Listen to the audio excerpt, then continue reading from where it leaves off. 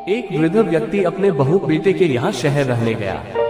उम्र के इस पड़ाव पर वह अत्यंत कमजोर हो चुका था। उसके हाथ कांपते थे और दिखाई भी कम देता था। वो एक छोटे से घर में रहते थे। पूरा परिवार और उसका 4 वर्षीय पोता एक साथ डिनर टेबल पर खाना खाते थे।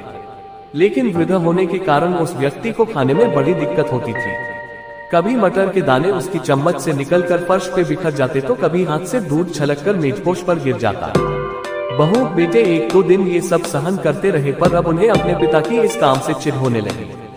हमें इनका कुछ करना पड़ेगा, लड़के ने कहा। बहू ने भी हाँ में हाँ मिलाए और बोली, आखिर कब तक हम इनकी वजह से अपने खाने का मजा किरकिरा करते रहेंगे, और हम इस तरह चीजों का नुकसान होते हुए भी नहीं देख सकते।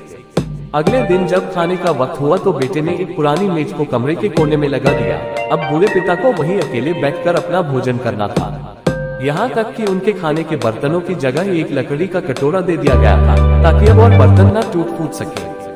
बाकी लोग पहले की तरह ही आराम से बैठकर खाते, और जब कभी कभार उस बुजुर्ग की तरफ देखते तो उनकी आंखों में आंसू दिखाई देते। ये देखकर भी बहू बेटे का मन नहीं पिघलता। वो उनकी छोटी से छोटी गलती पर ढेरों बातें सुना देते। वहाँ बैठा बालक भी यह सब बड़े ध्यान से देखता रहता और अपने में मस्त रहता।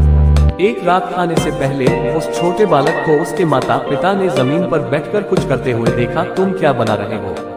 पिता ने पूछा। बच्चे ने मासूमियत के साथ उत्तर दिया, अरे मैं तो आप लोगों के लिए एक लकड़ी का कटोरा बना रहा हूँ, ताकि जब मैं बड़ा हो जाऊँ तो आप लोग इसमें खा सके। और वो पुनः अपने काम में लग गया। पर इस बात का उसके माता पिता पर बहुत गहरा असर हुआ। उनके मुंह से एक भी शब्द नहीं निकला और आंखों से आंसू बहने लगे। वो दोनों बिना बोले ही समझ चुके थे कि अब उन्हें क्या करना है। उस रात वो अपने बूढ़े पिता को वापस डिनर टेबल पर ले आए और फिर कभी उनके साथ अभद्र व्यवहार नहीं किया।